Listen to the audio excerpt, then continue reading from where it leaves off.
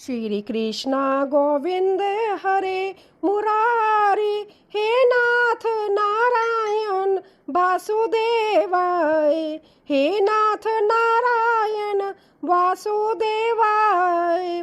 ओम नमो भगवते वासुदेवाय। आज आप सुनिए अधिक मास जानी पुरुषोत्तम मास महात्म्य का अध्याय 10। इस अध्याय में ऋषि पुत्री का घोर तप तथा भगवान शिव का उसे 5 पति होने के वर देने का वर्णन है। नारद जी बोले, हे महामुने, बड़ा कठोर कर्म प्रारंभ किया जिसे मुनि लोग भी करने में कठिनता अनुभव करते हैं। तब श्री नारायण बोले, उस कल्याणी ने शांत सनातन पंचमुखी शिव का चिंतन कर अति तप आरंभ किया। सांपों के आभूषण, नंदी भृगीगण से सेवित 24 तत्वों और तीनों गुणों से संबंधित 8 महासिद्धियों, प्रकृति एवं पुरुष से युक्त, मस्तक पर अर्धचंद्र और जटा मुकुट से शोभित ऐसे भगवान शिव का ध्यान कर वह बालक ग्रीष्म ऋतु के सूर्य में 5 अग्नि के मध्य बैठकर परम तप करने लगी। वह अपने मन को पूरी तरह एकाग्र करके त्रिलोकीनाथ के ध्यान में लीन हो गई। ग्रीष्म काल की प्रचंड धूप और चारों ओर जलती हुई भीषण अग्नि भी उसके अडिग निश्चय को डिगा नहीं सकी। उसका कोमल शरीर तपस्या की इस प्रखर अग्नि से तपने लगा, परंतु उसके मुखमंडल पर एक अनूठा और अलौकिक तेज चमक रहा था। वह साक्षात तपस्या की प्रतिमूर्ति प्रतीत हो रही थी। उसके आसपास का संपूर्ण वातावरण भी उस तीव्र तप के दिव्य प्रभाव से अत्यंत पवित्र, शांत और द्वेषरहित हो गया था। वन के हिंसक पशु भी अपनी स्वाभाविक हिंसा को भूलकर उस परम पावन क्षेत्र में अत्यंत शांत भाव से विचरने लगे थे। पंछियों की चहचहाट में भी एक मधुर आराधना का स्वर सुनाई देने लगा था। हेमंत और शिशिर ऋतु में ठंडे जल में बैठकर मुख को जल के ऊपर करके तप करने लगी। उस समय वह ऐसी प्रतीत हुई मानो जल में कामनी कली है। सिर के नीचे काले बाल ऐसे शोभित होते थे मानो लताएं फैली हुई हो। शीत के कारण उसके ब्रह्मरंध्र से निकलता हुआ धुआं ऐसा प्रतीत होता था मानो कमल के मकरंद का पान करके बंबरे निकल रहे हो। कोमल अंगी कन्या प्रांत्य और सायंकाल द्रुमपान करके रहती थी। उसका कठोर तप सुनकर इंद्र बड़ा चिंतित हुआ। देवराज इंद्र को सदा की भांति अपने अमरावती के राज सिंहासन का व्यस्त ताने लगा कि कहीं यह अलौकिक कन्या अपने इस घोर तप के बल से स्वर्ग का अक्षय राज्य न छीन ले। इंद्र ने उसकी तपस्या को भंग करने के लिए कई तरह के विघ्न और जतन किए। उन्होंने कामदेव, बसंत ऋतु और स्वर्ग की सुंदर अप्सराओं को उसकी समाधि तोड़ने के लिए भेजा, परंतु उस दृढ़ व्रती मुनि कन्या की समाधि हिमालय की भांति अटल और अटूट थी। इंद्र का सारा ऐश्वर्य, सारा अहंकार और समस्त प्रायस उस कन्या के अटूट संकल्प के सामने तिनके के समान बिखर गया। अंत्य देवराज इंद्र अपनी व्याकुलता और लज्जा लेकर अन्य देवताओं के पास गए, परंतु किसी में भी उस दिव्य तपस्विनी बाला के ब्रह्मा तेज का सामना करने का तनिक भी साहस नहीं था। हे नृपनंदन, सब देवताओं को सराहने योग्य ऐसे तप में लगी हुई ऋषि कन्या को 1000 वर्ष बीत गए। तब पार्वती पति शंकर ने बाला के तप से प्रसन्न होकर उसे अपने अगोचर रूप का दर्शन दिया। वह शिव का दर्शन पाकर झटपट खड़ी हो गई, मानो देह में प्राण वापिस आ गए हो। वह तापसी दुबली हुई बाल कृष्ण पुष्ट हो गई। हवा, धूप और वर्षा से पीड़ित वह कन्या शिवजी को अत्यंत प्रिय लगी। तपस्विनी ने विनम्र होकर शंकर जी को प्रणाम किया, फिर विषव बंधित शंकर जी की मानसिक उपचारों से पूजा करके बड़ी श्रद्धा और भक्ति से स्तुति करने लगी। वह गदगद कंठ और अश्रुपूर्ण नेत्रों से महादेव की महिमा का दिव्य गान करने लगी। उसकी भक्ति की निश्चलता और निस्वार्थ भाव देखकर आशुतोष भगवान शिव अत्यंत द्रवित हो उठे और मंद मंद मुस्कुराने लगे। महादेव ने अपनी करुणामय कृपा दृष्टि से उसके सहस्र वर्षों के समस्त शारीरिक कष्टों को एक क्षण में दूर कर दिया। साक्षात परमेश्वर देवादिदेव महादेव को अपने सम्मुख साकार रूप में पाकर वह संभय को धन्य मानने लगी और असीम श्रद्धा भाव से धरती पर दंडवत प्रणाम करने लगी। वह कहने लगी, हे पार्वती वल्लभ, हे प्राणनाथ, हे प्रभु, हे भूति और अग्नि रूपी दिव्या त्रिनेत्र वाले मेरे आधार मुंडमालधारी, आपको नमस्कार है। नेक तपों से उत्पन्न पीड़ा वाले व्याधि से युक्त इस घोर संसार रूपी सागर में डूबी हुई दुष्ट काल रूपी सर्प की उग्र दाढ़ों से डसी हुई प्राणी भी आपकी शरण में आकर मुक्त हो जाते हैं। हे विभो, आपने बानासुर को अपनाया, राजा अलर्क की मरी हुई स्त्री को जीवित कर दिया। हे दयानाथ, हे भूतेश, हे मृत्युंजय, हे प्राणनाथ, हे दक्ष जग के विध्वंसक, शत्रुओं के नाशक, अपने भक्तों को जन्म मरण रूपी बंधन के नाशक, आवागमन को मिटाने वाले। सुनकर मुनि कन्या से शिवजी बोले, हे मुनि कन्या, तूने जो कहा है वही होगा। तूने 5 बार पति पति कहकर वर मांगा है, इसीलिए हे सुंदरी, तेरे 5 पति होंगे। वह सभी शूरवीर, धर्मवीर, साधु, सत्यवादी, पराक्रमी, अपने गुणों से विखायत, सत्य प्रतीक, जितेंद्रिय, तुझे सब सुख देने वाले और सब गुणवान राजकुल में उत्पन्न होंगे। महादेव का यह अलौकिक परंतु विचित्र वचन सुनकर कन्या का हृदय गहरे संशय और व्याकुलता से भर गया। वह सोचने लगी कि इस चराचर समाज में ऐसी मर्यादा कभी नहीं रही, फिर महादेव ने मेरे लिए ऐसा विपरीत विधान क्यों किया। उसका कोमल मन अंततः दुखी हो गया और वह गहरी असमंजस की स्थिति में अश्रु बहाती हुई भगवान शिव के सौम्य मुख की ओर निहारने लगी। श्री कृष्ण बोले, शंकर जी के ऐसे वचन सुनकर वह तपती हुई बोली, हे उमाकांत, ऐसा अनीतिपूर्ण वर देकर मेरा संसार में तमाशा ना बनाइए, क्योंकि एक स्त्री का एक ही पति होता है।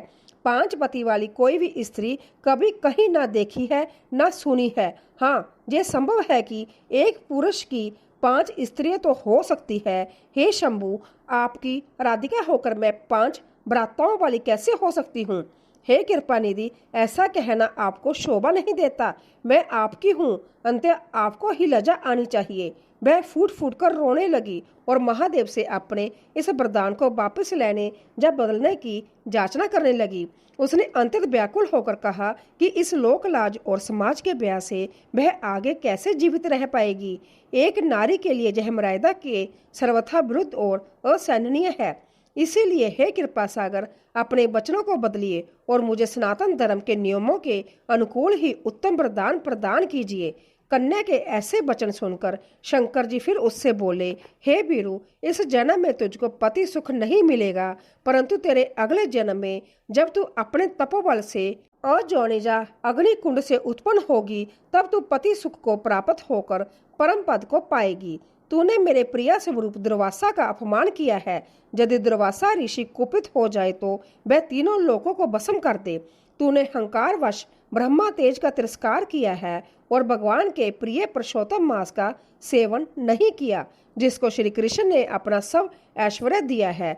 जितने तपस्वी लोग हैं वे सब श्री कृष्ण की आज्ञा का पालन करने वाले हैं। उनकी आज्ञा का उल्लंघन कौन कर सकता है। भगवान शिव ने उसे प्रेम पूर्वक समझाया कि विधि का अमिट विधान कभी व्यर्थ नहीं जाता। जब कोई मनुष्य अनजाने में भी किसी परम पवित्र मास या उच्च कोटि के संत का अनादर करता है तो उसे उसका प्रबंध भोगना ही पड़ता है। जब काल का चक्कर विपरीत होता है तब प्राणी की बुद्धि भी भ्रमित हो जाती है। तूने जो भूल की है यह वरदान उसी पूर्व कर्म का अनिवार्य प्रतिफल है जिसे भोगना ही होगा। हे मूढ़कन्या, दुर्वासा के सहने पर भी लोग पूजित मास तूने नहीं पूजा। अंत्य हे देवी, तेरे 5 पति अवश्य होंगे। पुरुषोत्तम मास का खंडन करने से अब यह टल नहीं सकता है। जो इस मास की निंदा करता है वह उसके विपरीत फल पाकर घोर नरक में जाता है। अंततः महान महात्माओं का वचन कैसे मिथ्या हो सकता है, तू ही बता। सदा सत्य बोलने वाले मुनियों की वाणी अनुकरणीय है। ऐसा कहकर नीलकंठ महादेव अंतर्धान हो गए। तब वह बाला अपनी झुंड से बिछड़ी हुई मृगी की भांति चकित होकर इधर देखती हुई रह गई। सूत जी बोले, हे मुनियों, दूज के चंद्रमा से युक्त बाल वाले सदाशिव के अंतर्धान होने पर जैसे इंद्र को बत्रासुर दैत्य का वध करने पर ब्रह्म हत्या लगने के कारण चिंता हुई थी, उसी प्रकार मुनि कन्या को दुर्वासा के वचनों का उल्लंघन करने के कारण चिंता समा गई। वह पश्चाताप की तीव्र अग्नि में जलने लगी कि काश उसने समय रहते पुरुषोत्तम मास का उत्तम व्रत और आदर किया होता। वह बार बार अपने भाग्य को कोसने लगी और विचार करने लगी कि इस संसार में ईश्वर की लीला कितनी विचित्र और गहन है। मनुष्य अपनी बुद्धि से जिसे सुख समझता है वह कभी कभी दुख का कारण बन जाता है। अगले अध्याय में आप सुनेंगे द्रौपदी की अग्निकुंड से उत्पत्ति और भगवान श्री कृष्ण का पुरुषोत्तम व्रत उपदेश। इसी के साथ अब आप सुनिए भागवत गीता का यह अध्याय। श्रीमद् भागवत गीता अध्याय अंश। अर्जुन ने कृष्ण से पूछा, हे कृष्ण, आप कर्मों के संन्यास की और फिर निष्काम कर्म योग की प्रशंसा करते हैं, इसीलिए इन दोनों में एक जो निश्चय किया हुआ कल्याणकारक होगा उसको मेरे लिए कहिए। इस प्रकार अर्जुन के पूछने पर श्री कृष्ण महाराज बोले, हे अर्जुन, कर्मों का संन्यास अर्थात मन, इंद्रियां और शरीर द्वारा होने वाले संपूर्ण कर्मों में कर्तापन का त्याग और निष्काम कर्म योग अर्थात समतत्व बुद्धि से भगवत अर्थ कर्मों का करना, यह दोनों ही परम कल्याण करने वाले हैं। परंतु उन दोनों में भी कर्मों के संन्यास से निष्काम कर्म योग साधन में सुगम होने से श्रेष्ठ है। मनुष्य जब तक कर्मों के संसारिक फल से बंधा रहता है तब तक वह इस जन्म मरण के चक्कर से कभी मुक्त नहीं हो सकता। इसीलिए श्रेष्ठ मार्ग ये है कि कर्म को छोड़ा ना जाए, बल्कि कर्म के फल की आसक्ति और इच्छा को त्याग दिया जाए। यही सच्चा संन्यास है। सामान्य मनुष्य के लिए कर्म का पूर्ण रूप से त्याग कर देना व्यवहारिक रूप से संभव नहीं होता, क्योंकि प्रकृति का प्रत्येक गुण मनुष्य को हर क्षण किसी न किसी कार्य में अनवर्थ प्रवृत्ति रखता है। इसीलिए हे अर्जुन, जो पुरुष ना किसी से द्वेष करता है और ना किसी की आकांक्षा करता है, वह निष्काम कर्म योगी सदा सन्यासी ही समझने योग्य है, क्योंकि राग द्वेष आदि द्वंद्वों से रहित हुआ पुरुष सुखपूर्वक संसार रूपी बंधन से मुक्त हो जाता है।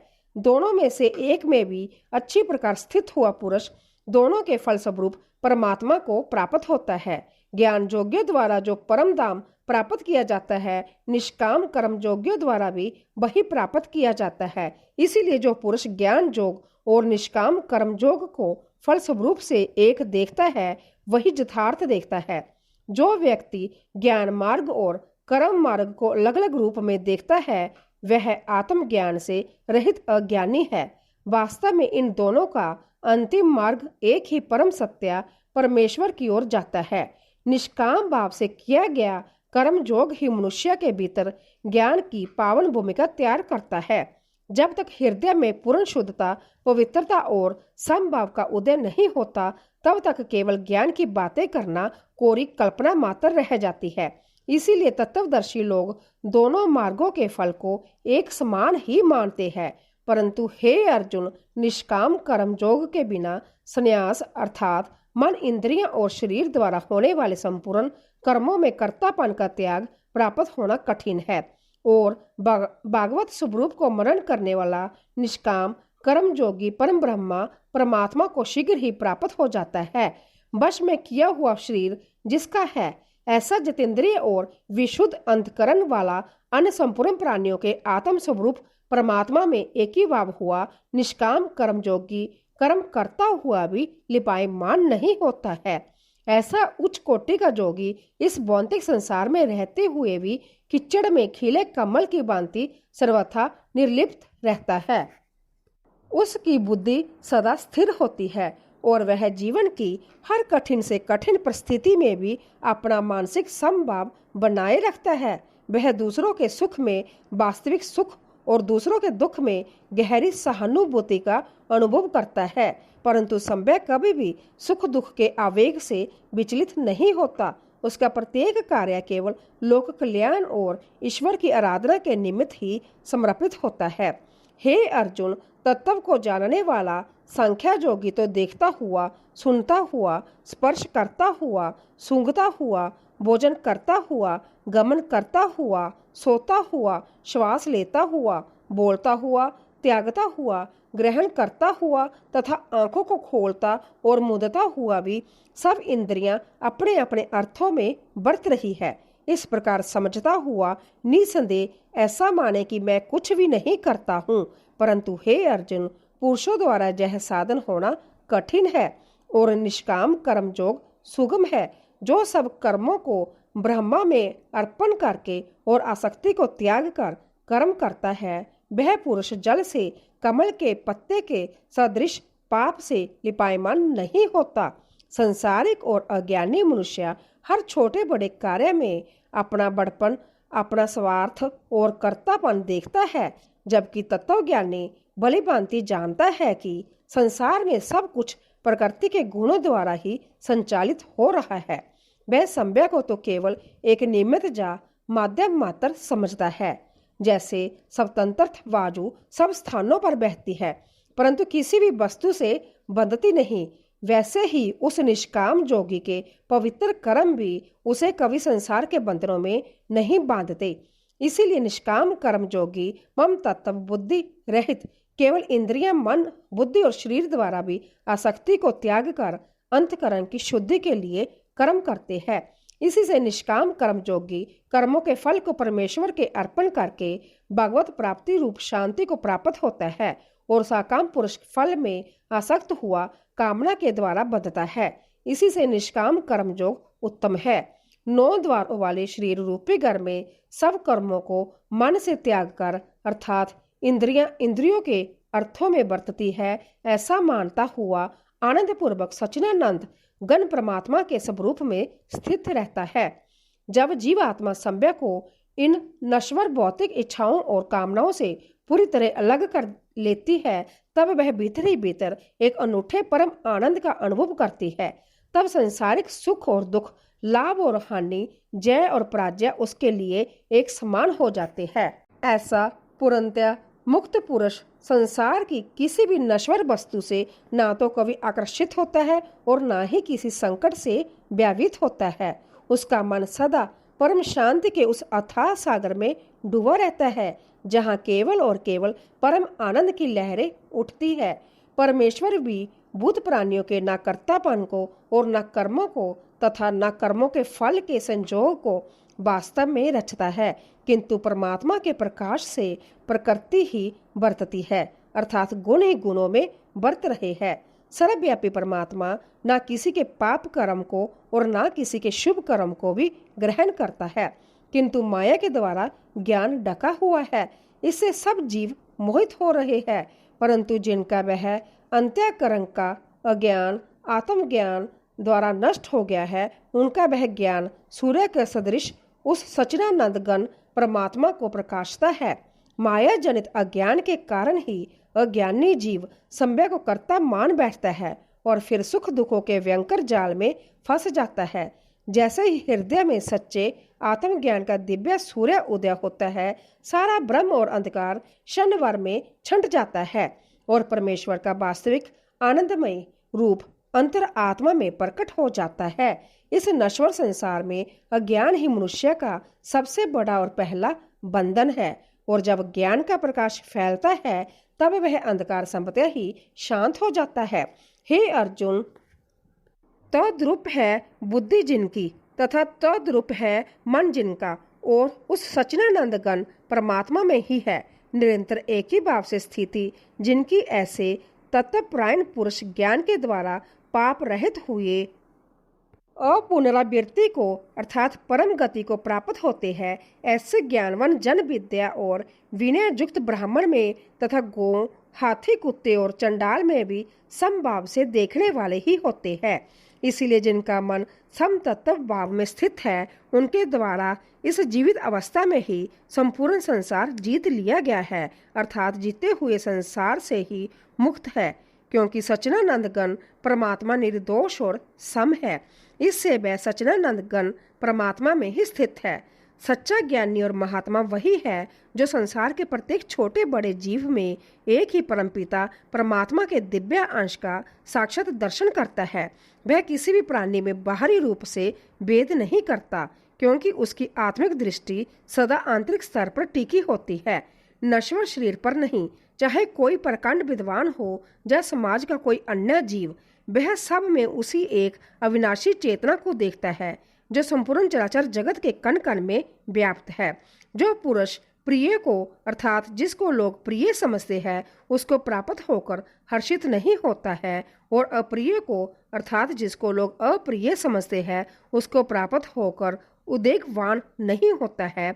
ऐसा स्थिर बुद्धि वाला, संशय रहित, ब्रह्मावेत्ता पुरुष सच्चिदानंदगण परम ब्रह्मा परमात्मा में एक ही भाव से नित्य स्थित है। बाहर के विषयों में अर्थात संसार के भोगों में आसक्ति रहित अंत्य करने वाला पुरुष अंत्यकरण में जो भगवान दायन जनित आनंद है उसको प्राप्त होता है और वह पुरुष सच्चिदानंद परम ब्रह्मा परमात्मा रूप जोग में एक ही भाव से स्थित हुआ अक्षय आनंद को अनुभव करता है।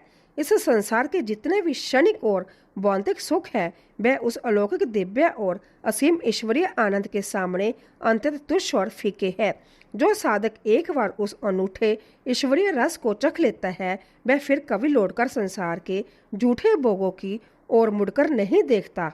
उसे संसार की बड़ी से बड़ी सुख सुविधाएं भी कभी अपनी ओर आकर्षित नहीं कर पाती। वह सोते जागते उड़ते बैठते अपने ही भीतर ईश्वर के शाश्वत प्रेम और दिव्य आनंद का निरंतर अनुभव करता रहता है।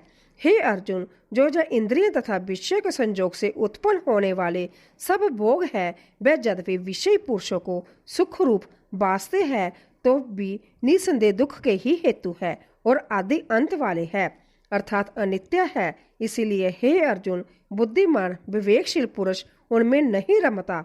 जो मनुष्य शरीर के नष्ट होने से पहले ही काम और क्रोध से उत्पन्न हुए वेग को सहन करने में समर्थ है अर्थात काम क्रोध को जिसने सदा के लिए जीत लिया है वह मनुष्य इस लोक में जोगी है और वही सुखी है।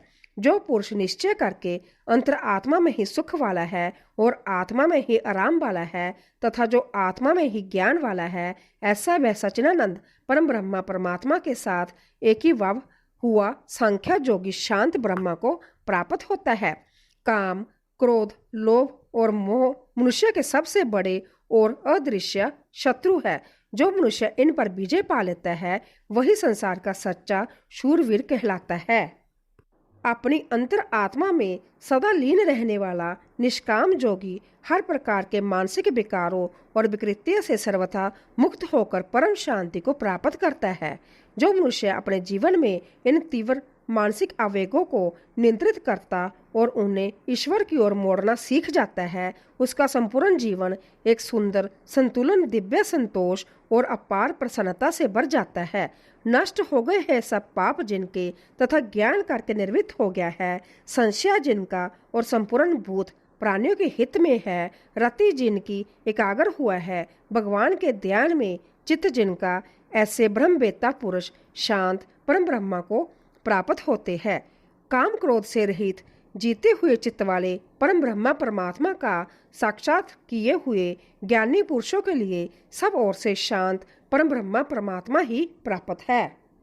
बाहर के विषयों को बाहर ही त्याग कर और नेत्रों की दृष्टि को भृगुटी के बीच में स्थित करके तथा नासिका में विचरने वाले प्राण और अपान बाजू को सम करके जीती हुई इंद्रियां, मन और बुद्धि जिसकी ऐसा जो मोक्ष प्रायण मुनि इच्छा, भय और क्रोध से रहित है वह सदा मुक्त ही है। और हे अर्जुन, मेरा भक्त मुझको जग और तपों का भोगने वाला और संपूर्ण लोकों के ईश्वरों का भी ईश्वर तथा संपूर्ण भूत प्राणियों का सृद अर्थात स्वार्थ रहित प्रेमी है ऐसा तत्व से जानकर शांति को प्राप्त होता है और सच्चिदानंद आनंद गण परिपूर्ण शांत ब्रह्मा के सिवा उसकी दृष्टि में और कुछ भी नहीं रहता। केवल वासुदेव ही वासुदेव रह जाता है। ओम नमो भगवते वासुदेवाय नमः। श्रीमद् भागवत गीता का जय अध्याय समाप्त हुआ। जो भी मनुष्य इस पावन अध्याय को निष्ठा पूर्वक पढ़ता है, सुनता है और अपने जीवन में इसका निरंतर अभ्यास करता है वह मनुष्य अनिवार्य रूप से भगवान की असीम कृपा और सानिध्य पाता है। उसका अंत्यकरण दर्पण की भांति शुद्ध हो जाता है और वह अंत्य परम पद को प्राप्त होता है। आशा करती हूँ आपको आज की यह दिव्य कथा और ज्ञान अंतर पसंद आया होगा और आप हमारी आने वाली अगली ज्ञानवर्धक वीडियो का भी बड़ी